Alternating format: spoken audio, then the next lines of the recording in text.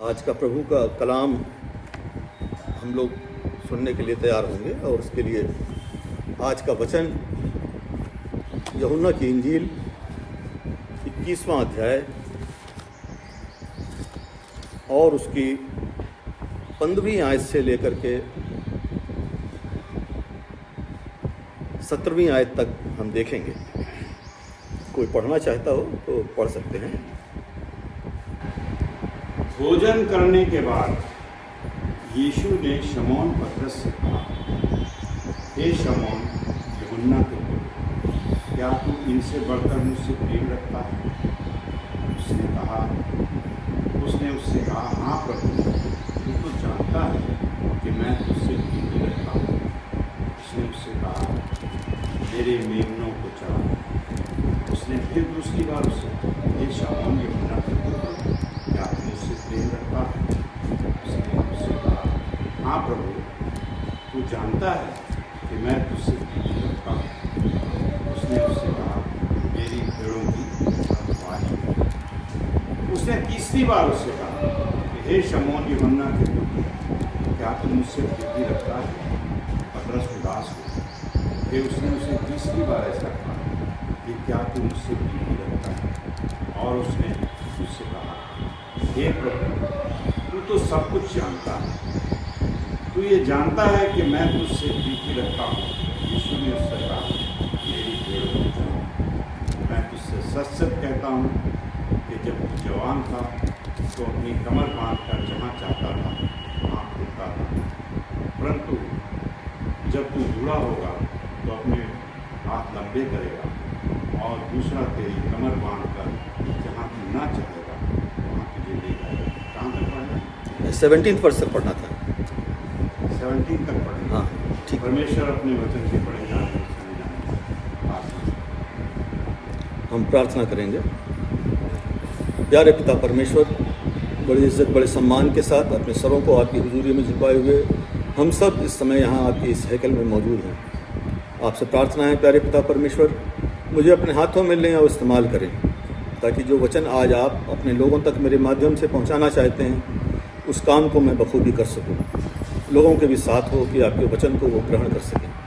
आपके प्यारे बेटे यीशु मसीह के नाम से मांगता हूँ, प्रेज़ द लॉर्ड। परमेश्वर का धन्यवाद हो कि उसने आज एक बार फिर मुझे ये अवसर दिया है कि मैं प्रभु का वचन आप लोगों तक पहुंचा सकता हूं। अभी हम लोगों ने इस महीने के शुरू में गुड फ्राइडे और ईस्टर को सेलिब्रेट किया था, और उस सेलिब्रेशन के बाद की जो घटनाएं थीं उस पर भी हमने विचार किए थे। पहले तो मॉर्निंग में जब यीशु मसीह का रिजरेक्शन हमको पता चलता है, उस समय की घटना के ऊपर हमने विचार किया था, और उसी दिन की शाम को, संडे को, यीशु मसीह अपने चेलों से मिलता है जब वह यहूदियों के डर के कारण एक बंद जगह पे, बंद कमरे में थे, दरवाजे बंद थे, और यीशु मसीह वहाँ उनके बीच पहुँचता है। इस तरह की कई घटनाओं को हमने पढ़ा, और उसके बाद की एक बड़ी महत्वपूर्ण घटना ये जो यूहन्ना की इंजील 21वां अध्याय और उसकी 15 से लेके 17वीं आयत तक अभी हमने पढ़ी।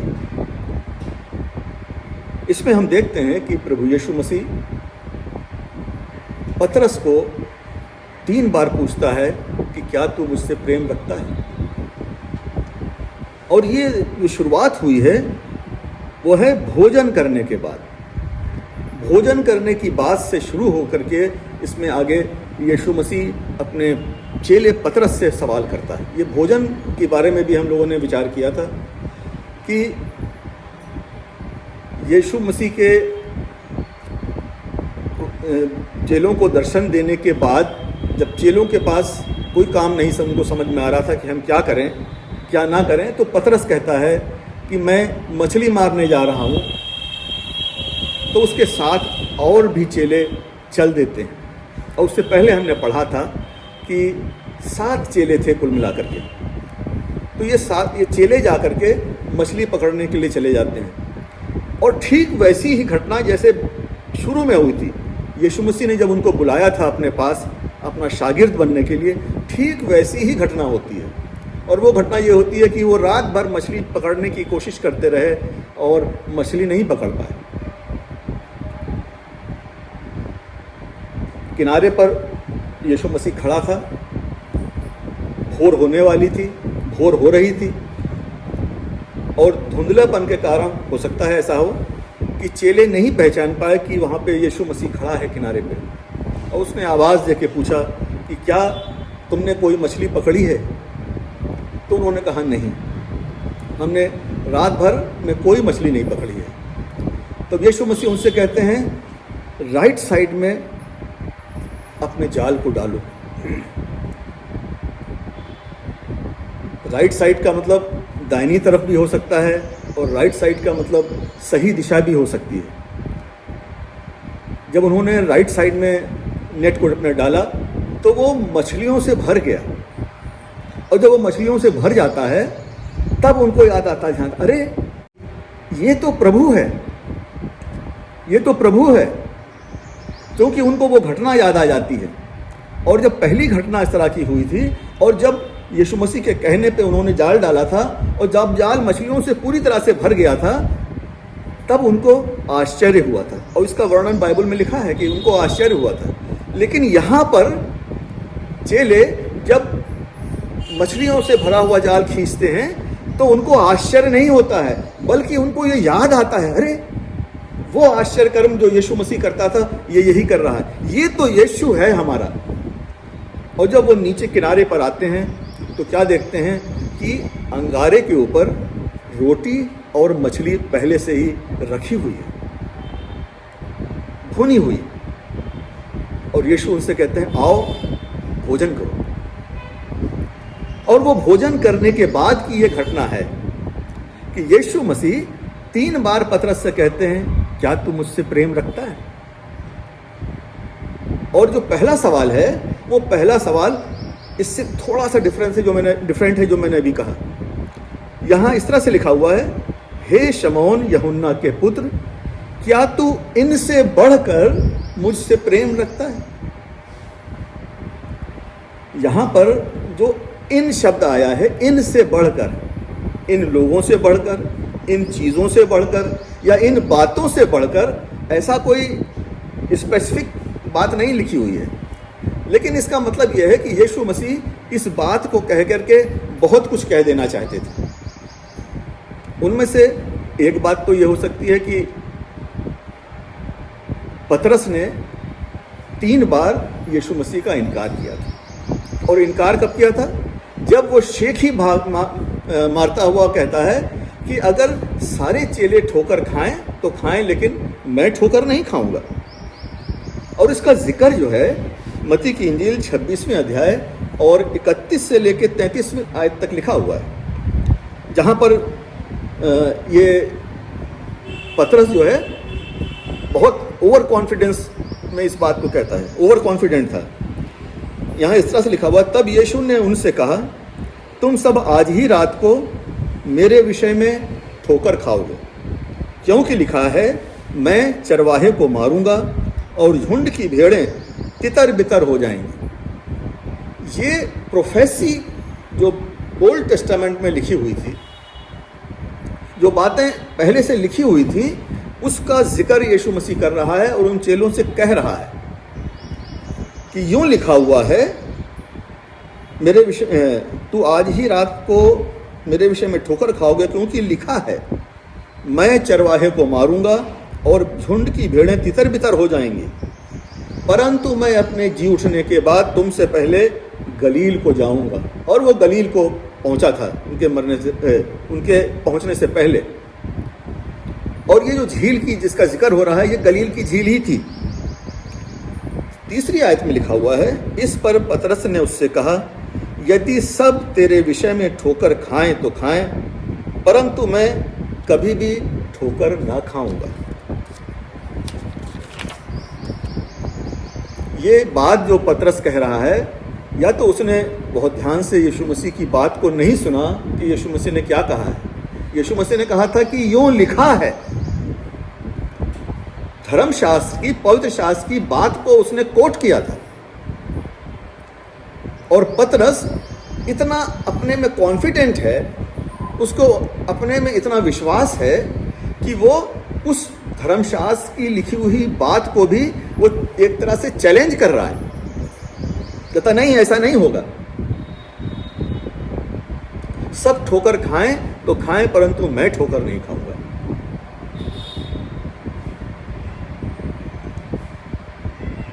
और इसी बात को हो सकता है यीशु मसीह उसको याद दिलाना चाहता हो, क्योंकि इसके बाद ही जब यीशु मसीह पकड़ाया गया था तो उसके बाद पतरस ने 3 बार इनकार किया था। क्या तू इन लोगों से बढ़कर मुझसे प्रेम रखता है?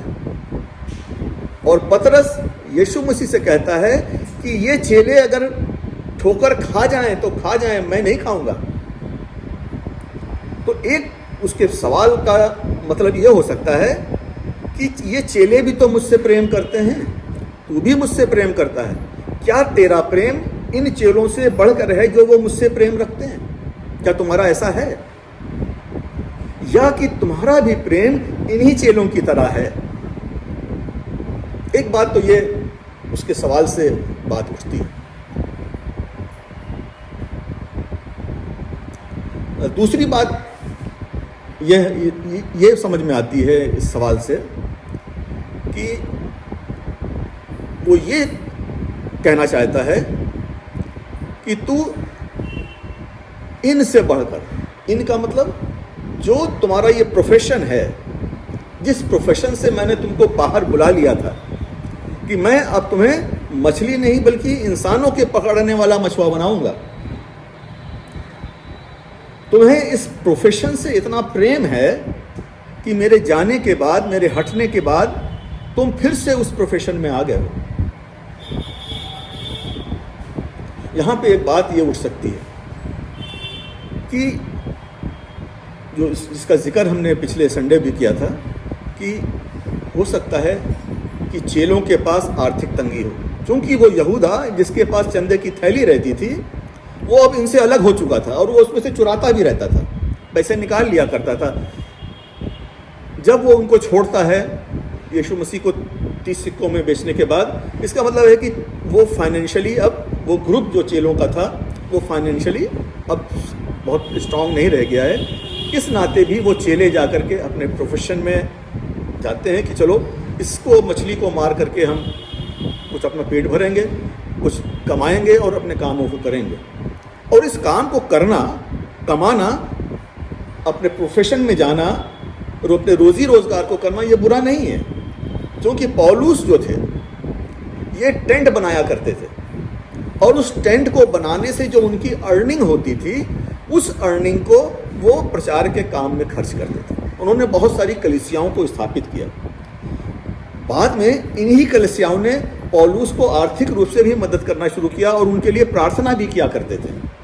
तो 2 तरह से पौलुस को जो है उनकी कलीसियाएं सपोर्ट करती थी, एक तो प्रार्थनाओं के द्वारा करती थी और दूसरा फाइनेंशियली रूप में करती थी। तो एक तो सवाल ये हो सकता है कि क्या तू अपने इस प्रोफेशन से, जिससे मैंने तुझे बुला लिया था, प्रेम करता है, इससे अधिक प्रेम करता है? आज हम लोग जो इस वचन को सुन रहे हैं, हमारे लिए भी ये सवाल हो सकता है कि जो आपका काम है, जो आपकी रोज़ी है, जो आपका रोज़गार है, जो आपका व्यवसाय है, जो कुछ भी आप अर्न करने के लिए करते हैं, आप उसको परमेश्वर के मुकाबले कितना प्रेम करते हैं? ऐसा तो नहीं कि आप इस कदर उस व्यवसाय से प्रेम करते हैं कि आप परमेश्वर को सेकेंडरी कर देते हैं। अगर आपके रोजी रोजगार का कोई प्रोग्राम है, कोई उसमें आवश्यकता है, तो आप प्रायोरिटी देते हैं कि हम उस काम को पहले करें जो हमारे रोजी से जुड़ा हुआ है, जो हमारे रोजगार से जुड़ा हुआ है।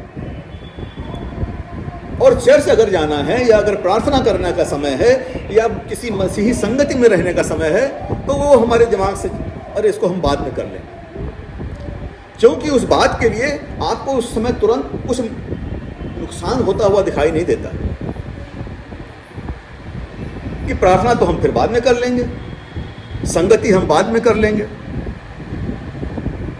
लेकिन इससे कहीं ना कहीं एक बड़ा नुकसान होता है, और वो नुकसान ये है कि प्रभु परमेश्वर की नज़र में ऐसा हम बन जाते हैं कि जो कि अपनी प्राथमिकता को अपने रोजी रोजगार पे देता है, परमेश्वर पे नहीं देता। कि हमको पहले प्रार्थना करनी है, पहले हमको चर्च जाना है, या हमको मसीही संगति में रहना है, उसके ऊपर उसका ध्यान नहीं होता, बल्कि अपने इन कामों के ऊपर होता है। तो एक बात तो यीशु मसीह तो ये अपने पतरस से कहता है कि क्या तू इनसे बढ़कर मुझसे प्रेम रखता है। हमारे लिए भी सोचने की बात है कि क्या हम अपने रोजी रोजगार से, अपने काम से, अपने व्यवसाय से बढ़कर हम परमेश्वर से प्रेम रखते हैं।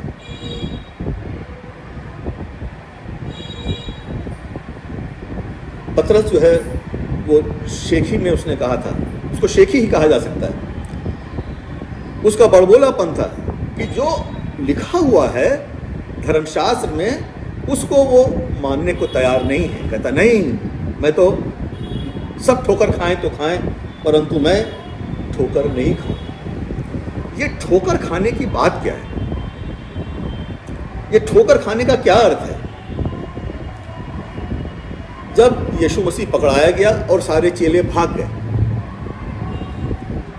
तो हम ये कह सकते हैं कि उन सब चेलों ने ठोकर खाई।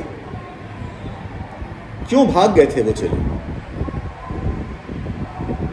उनके भागने का कारण ये हो सकता है कि वो यहूदियों से डर गए थे, रोमी सैनिकों से डर गए थे कि जैसे यीशु को चढ़ा दिया गया है क्रूस पर, मार दिया गया है, ऐसे हमको भी ना पकड़ ले, हमको भी ना सताएं। एक ठोकर खाने का कि ये बात हो सकती है कि इसको हम ठोकर खाना कह सकते हैं। लेकिन बाइबल में ही एक जगह पर लिखा हुआ है, उसके लिए अगर हम चाहें तो निकाल सकते हैं। मत्ती की इंजील 13वां अध्याय और उसकी 20वीं और 21वीं आयत को देख सकते हैं।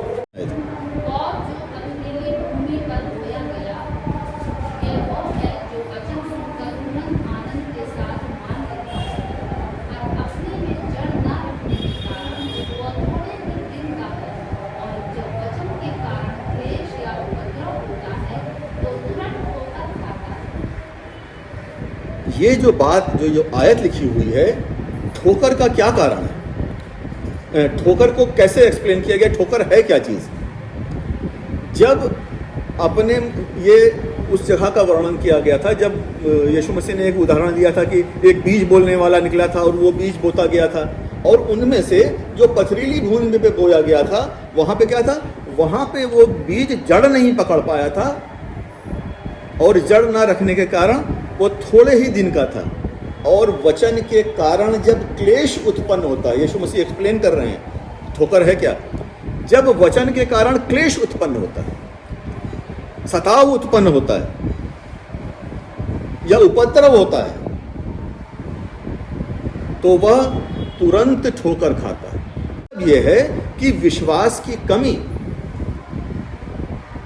ये जो पथरीली भूमि पे बोया गया था उसके अंदर विश्वास की कमी थी, और जब क्लेश उत्पन्न हुआ, जब परेशानियां उत्पन्न हुई, तो वो क्या हुआ?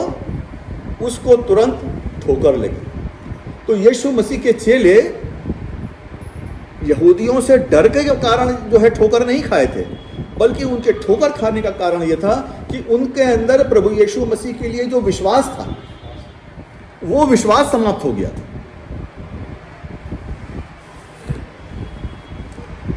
ठोकर खाने का अर्थ है विश्वास समाप्त होना। जबकि मत्ती की इंजील 16वां अध्याय और उसकी 13वीं और से लेकर के 20वीं आयत में यीशु मसीह पूछता है अपने चेलों से कि तुम मुझे क्या समझते हो? लोग मनुष्य के पुत्र को क्या समझते हैं? ये सवाल उसने किया था। उसके बाद उसने पूछा था कि तुम मुझे क्या समझते हो? तुम्हारे नजर में मैं क्या हूं? तो पतरस ने उस समय कहा था कि तू जीवते परमेश्वर का पुत्र मसीह है। ये सब होने के बाद ये जो उपद्रव पैदा हो गया, ये जो चीजें हो रही हैं, इनके चलते चेलों का विश्वास जो था वो समाप्त हो गया। कुछ और भी रीज़न हैं जो उनके दिमाग में थे जिसके कारण उनका विश्वास खत्म हुआ था। उनमें से कुछ चीज़ों को मैं सामने रखना चाहता हूँ।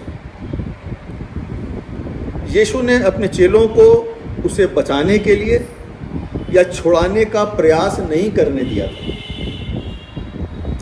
ये यहूदी जो थे ये मसाया का इंतज़ार कर रहे थे और इस बात को पतरस कहता है कि जो जीवते परमेश्वर का पुत्र मसीह है और उनकी नज़र में मसीह दाऊद के राज को फेर लाने वाला था। जो दाऊद की जो राज था, जो जिस तरह से दाऊद राज करता था, उनकी नज़र में यह था कि ये उसी तरह का राजा होगा। और उनको लगता अरे ये तो पकड़ लिया गया, ये तो लड़ाई भी नहीं करना चाहता, जबकि दाऊद एक बहुत बड़ा योद्धा था। उसने तलवार से तमाम लोगों को मौत के घाट उतार दिया है जो उसके शत्रु थे। और यहाँ क्या हो रहा है, अरे ये तो हमको भी तलवार चलाने से मना करता है। पतरस ने तलवार चलाई थी, याजक के दास का कान उड़ा दिया था, वो उल्टा उसको जोड़ देता है, वो मना करता है कि नहीं तुम ऐसा मत करो। अगर यही करना होता तो मैं परमेश्वर से प्रार्थना करता और वो सरदूतों की 12 पलटन यहाँ भेज देता। मना किया उसने, नहीं करना है। तो उनको दिमाग में आता है कि अरे ये कैसा राजा है, ये कैसा मसीह है जो हमको बचाएगा, ये कैसा आदमी है जो दाऊद के सिंहासन पे बैठ पाएगा। क्योंकि उस तलवार के बल पर दाऊद जो है शासन कर पाता था, नहीं तो विद्रोही उपद्रवी तमाम जो उसके इस्राएलियों के दुश्मन थे वो उनको मार डालने पे उतारू रहते थे। ये वो आदमी है जो दूसरों के लिए तो उसने बहुत से आश्चर्य कर्म किए, तमाम तरह की चीजें करते रही, लेकिन अपने लिए तो कुछ कर ही नहीं पाया। ये लोगों ने इसको पकड़ लिया। ये कैसे हमारा राजा हो सकता है, दाऊद का उत्तराधिकारी कैसे हो सकता है जो आसानी से ऐसे चला गया दुश्मनों के हाथ में। ये तो युद्ध करना भी नहीं जानता, दाऊद तो युद्ध कला का माहिर था। ये कैसे दाऊद के राज को फेर लाएगा। उनका ये विश्वास जो पहले जो व्यक्त किया गया था कि तू जीवते परमेश्वर का पुत्र मसीह है, उस पर से खत्म हो गया कि ये मसाया नहीं है जिसका हम वेट कर रहे थे।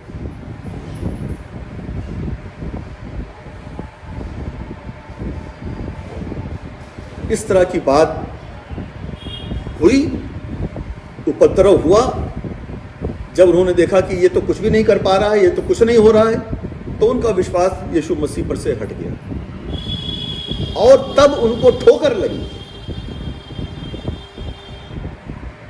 एक जगह से और मैं आपको दिखाना चाहता हूं, मत्ती की इंजील 11वां अध्याय और उसकी 5वीं और 6ठी आयत। 5वीं और 6ठी आयत। अंधे देखते हैं और लंगड़े चलते फिरते हैं, कोढ़ी शुद्ध किए जाते हैं और बहरे सुनते हैं, मुर्दे खिलाए जाते हैं और कंगालों को समाचार सुनाया जाता है। और धन्य हैं वो जो मेरे कारण ठोकर न खाएं। यहां पे चेले यीशु मसीह के कारण ठोकर खा रहे हैं। उनका विश्वास यीशु मसीह पर से हट गया,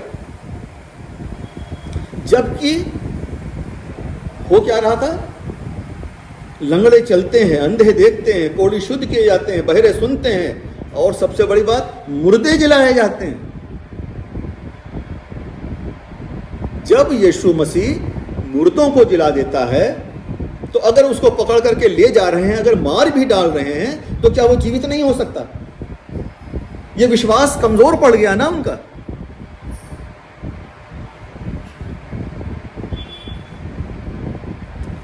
जबकि यीशु मसीह ने चेलों को इन सब बातों के लिए आगाह भी किया था, लेकिन चूंकि यह होना था इसलिए हो रहा था।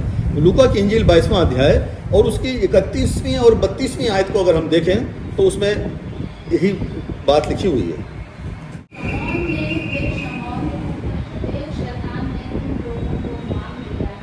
कि गेहूं के समान फट गए। परंतु मैंने तेरे लिए विनती की कि मेरा विश्वास जाता न रहे, और जब तू फिरे तो अपने भाइयों को बस यहाँ जो लिखा हुआ है शमौन, हे शमौन, ये जो लिखने का तरीका है ये हमको बता रहा है कि यीशु मसीह इस समय व्यथित हैं। वरना इस तरह से शमौन, हे शमौन की तरह से ना कहते, इस तरह से ना उसको संबोधित करते। देख, शैतान ने तुम लोगों को मांग लिया है कि गेहूं के समान फटके। ये जो क्लेश उत्पन्न हुआ यीशु मसीह के पकड़ाए जाने के कारण, ये यीशु मसीह बता रहा था उनको कि तुमको गेहूं के समान फटका जाएगा, तुमको शैतान ने मांग लिया है। शायद जैसे अय्यूब के बारे में लिखा हुआ है कि शैतान उधर से गुजर रहा था, यीशु मसीह के परमेश्वर के पास पहुंचता है और परमेश्वर से कहता है, क्या तूने मेरे सेवक अय्यूब को देखा है? तूने उसको सारी अच्छी जो चीजें दे रखी हैं, तो वो तो तेरा गुणगान करेगा ही। ऐसा शैतान उससे कहता है परमेश्वर से। तो परमेश्वर ने क्या कहा? जा तू उसको परख ले। अय्यूब को शैतान ने सूप में गेहूं की तरह खूब फटका था कि गेहूं के समान फटके। और यही बात इन चेलों के साथ हो रही है। और इसीलिए यीशु मसीह कहता है, धन्य है वो जिसका विश्वास मुझ पे कायम रहता है।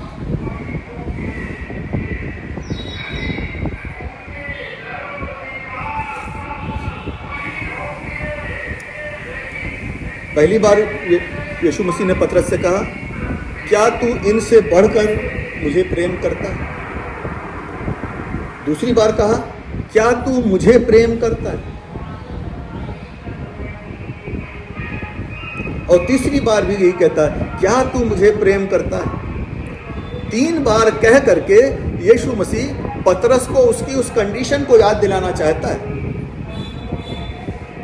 कि तुमने 3 बार मेरा इनकार किया था, जबकि मैंने कहा था कि ऐसा होगा। लेकिन तुम अपने आप को अपने इतना योग्य समझते हो कि परमेश्वर की बताई हुई बातों से अपने को ऊपर रखते हो।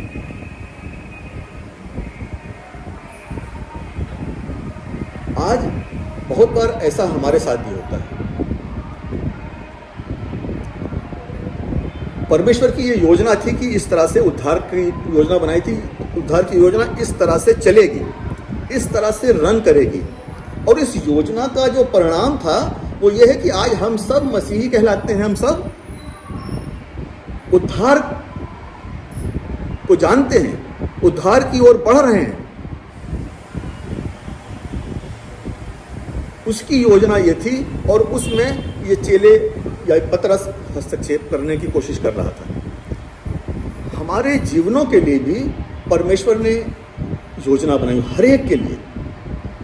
परमेश्वर बाइबल में लिखा हुआ है कि उसने हर एक, हम में से हर एक का चित्र अपनी हथेली पे गोद के बनाया हुआ है। वो हमसे इस कदर प्रेम कर रखता है और इसीलिए हमारे जीवनों के लिए उसकी योजनाएं हैं। हम उसकी योजना में कितना शामिल हैं, या इन चेलों की तरह कि जब उनको ये लगा कि ऐसा मसीहा होना चाहिए जो दाऊद की तरह तलवार चला सकता हो, जो इतने आश्चर्य कर्म करता है, अगर वो कह दे, सारी सेनाएं जो आई थी लोग पकड़ने वाले भस्म हो जाते हैं। कुछ भी कर सकता था, लेकिन वो उसकी योजना का हिस्सा नहीं था। आज हमारे जीवनों में जब कभी इस तरह का उपद्रव होता है, जब सताव आता है, तब हम भी अपने बुद्धि से सोचने लगते हैं कि अरे ये परमेश्वर क्यों हमारे जीवन में होने दे रहा है, कैसे ये सब हो रहा है। हमारा परमेश्वर तो बड़ा सामर्थी है, हम उसको पुकार रहे हैं, हम रो रहे हैं, हम परेशान हाल हैं, हमारे बच्चे परेशान हैं, हमारा परिवार परेशान है, हमारा समाज परेशान है, हमारे लोग परेशान हैं। क्यों ऐसा हो रहा है? ऐसा इसलिए हो रहा है क्योंकि परमेश्वर की जो योजना है उसको हम नहीं जानते। अगर उसके चेलों को ये ठीक से समझ में आ गया होता कि यीशु मसीह को जो ये पकड़ के ले जा रहे हैं क्रूस पे चढ़ाने के लिए, ये इसे मार देंगे, लेकिन मारना परमेश्वर की योजना का पूरा होना है। अगर मारा ना जाता तो फिर जी कैसे उठता, फिर वो मौत के ऊपर फतह कैसे पाता। तो ये योजना का हिस्सा है। हमारे भी जीवनों के लिए में जब परेशानियां अगर आती हैं तो वो परेशानियां भी परमेश्वर की योजना का एक हिस्सा है। वो हमको कहीं लेके जाना चाहता है, हमको किसी मुकाम पे पहुंचाना चाहता है।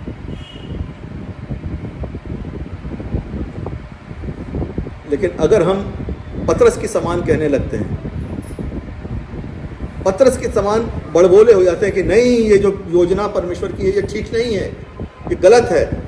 इस योजना से हमारी जो योजना है कि मैं ठोकर नहीं खाऊंगा, मेरा विश्वास नहीं हटेगा, मैं यीशु को छोड़ के नहीं भाग जाऊंगा। जब कभी हम परमेश्वर की योजना के विपरीत विचार बनाने लगते हैं, परमेश्वर की योजना से अलग हटने लगते हैं,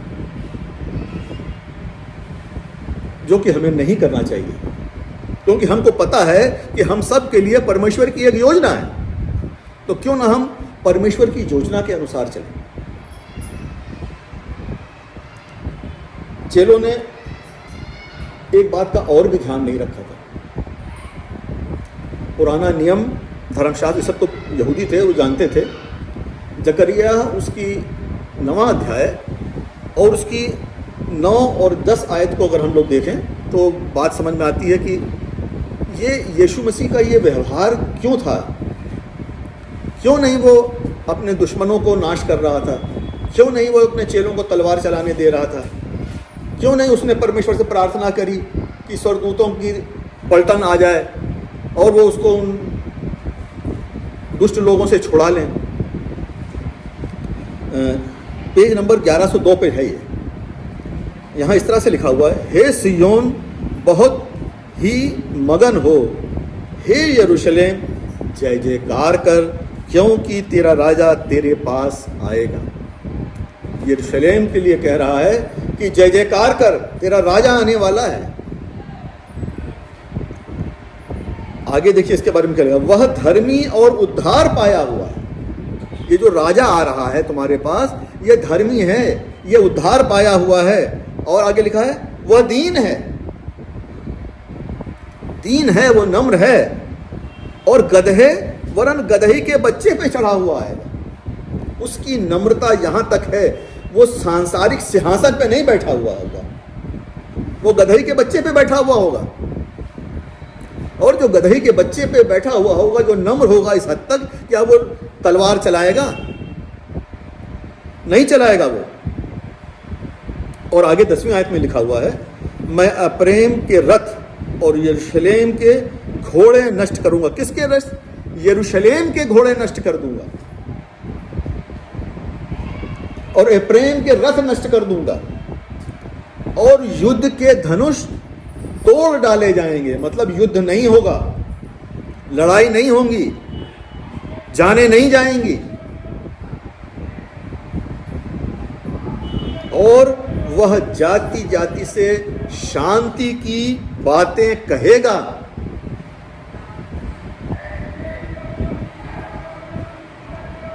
वह समुद्र से समुद्र तक और महानद से पृथ्वी के दूर दूर के देशों तक प्रभुता करेगा। ये हमारे प्रभु परमेश्वर की योजना के अंतर्गत ये सारी बातें थीं। इस समय में जो हम सब यीशु मसीह के चेले हैं, शागिर्द हैं, हम पवित्र आत्मा के माध्यम से परमेश्वर की योजना को अपने जीवनों में काम करते हुए देखें, चलते हुए देखें। लेकिन इन बातों का मतलब मेरा ये नहीं है कि जैसे कि अगर आप अपने रोजी रोजगार को छोड़ दें। मेरा सिर्फ कहने का अभिप्राय ये है कि आप इनको सेकेंडरी रखें और परमेश्वर को पहले स्थान पे रखें। जब आपको कभी चुनाव करने की नौबत आ जाए कि आपको इस समय अपने काम के ऊपर ध्यान देना है कि प्रार्थना की ओर ध्यान देना है, तो हमेशा हमारा चुनाव प्रार्थना और परमेश्वर और चर्च और ये मसीही संगति यही होना चाहिए। अगर हम भी इन चेलों की तरह ठोकर खाते हैं तो उस समय जो चीज़ें हो जाती हैं हमारे जीवनों में, उनको ज़रा सा हम ध्यान दे लें। क्या क्या करने लग जाते हैं हम। जब क्लेश उत्पन्न होता है तो ठोकर खाते हैं, और जब ऐसा होता है तो हम परमेश्वर से दूर हो जाते हैं और क्या करने लगते हैं, हम प्रार्थना करना कम कर देते हैं या तो बंद ही कर देते हैं। जब परेशानियां आने लगती हैं, हम उस समय मसीही लोगों की संगति से भी दूर होने लगते हैं। उनके साथ मिलना, बैठना, बातचीत करना, ये भी हमारा कम होने लगता है, या तो बंद ही कर देते हैं। ऐसा भी होता है कि हमारा चर्च जाने का मन नहीं करता, मसीही लोगों के साथ उठना बैठना ही नहीं, हम चर्च भी जाना बंद कर देते हैं। और जब इस तरह की चीज़ें होने लगती हैं तो फिर हमारे अंदर और भी परिवर्तन होने लगते हैं। फिर जो हम दूसरों की मदद किया करते थे, बड़े उत्साह से मदद करते थे, दूसरों के बारे में सोचते थे, ये चीज़ें भी हमारे कैरेक्टर से गायब होने लगती हैं। और फिर इस तरह से धीमे धीमे हम यीशु मसीह के ऊपर से पूरा विश्वास हमारा हटता चला जाता है।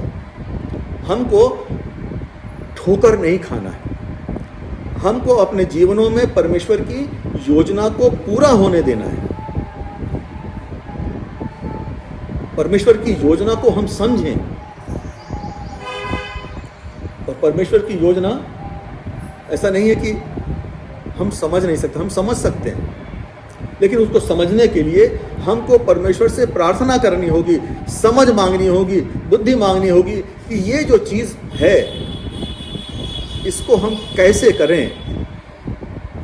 ये हमारे लिए संकट का समय है, हमको समझ नहीं आ रहा कि हम किस दिशा में जाएं, हमें समझाया जाए। और जब इस तरह की बात होती है तो परमेश्वर हमको ज़रूर मदद करता है।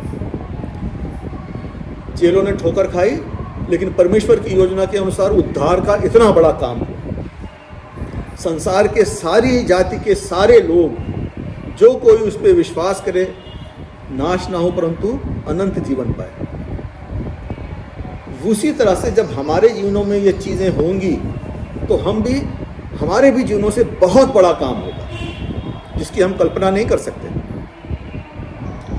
क्यों ऐसा होगा? हम क्यों ऐसा कह रहे हैं? क्योंकि हम जानते हैं कि हमारा परमेश्वर प्रेमी परमेश्वर है।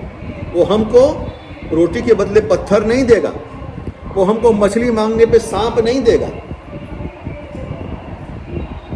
क्योंकि ऐसा तो सांसारिक माता पिता भी नहीं करते, तो वो क्यों हमारे साथ करेगा? हमको बस परमेश्वर की ओर टकटकी लगाए उससे प्रार्थना करते रहना है। संकट के समय उसको भूल नहीं जाना है। संकट के समय ऐसा नहीं सोचना कि परमेश्वर तो है ही नहीं, परमेश्वर हमारी सुनता ही नहीं है। अपने में धैर्य बना के रखना है। और जब हम अपने में धैर्य बना के रखते हैं तो जैसे चेलों ने देखा कि इतना बड़ा, इस पूरे संसार ने देखा कि शैतान का सर कैसे कुचला गया, हम भी इसी तरह की चीज़ों को अपने जीवनों में देखेंगे। हम प्रार्थना करेंगे। प्यारे पिता परमेश्वर, बड़े इज्जत बड़े सम्मान के साथ अपने सरों को आपकी हुजूरी में झुकाए हुए हम सब मौजूद हैं। प्यारे पिता परमेश्वर, होने दीजिए कि ये वचन जो आपने अपने लोगों को दिया है पिता परमेश्वर, ये लोगों के दिलों में घर कर सके, समझ सकें लोग प्यारे पिता परमेश्वर कि आप उनके जीवनों से क्या चाहते हैं। हमारी जीवनों में संकट परेशानियां जो आ रही हैं वो क्यों आती हैं। पिता हम सब के साथ हों, समझ दें, बुद्धि दें, ज्ञान दें, ताकि इस संसार में हम इस बात को जान सकें और इस बात पे डटे रहें कि हम परमेश्वर आपको पहला स्थान देते रहें, संसार की तमाम चीज़ों को हम दूसरे स्थान पर रखें। सब कुछ आपके प्यारे बेटे यीशु मसीह के नाम से मांगते हैं।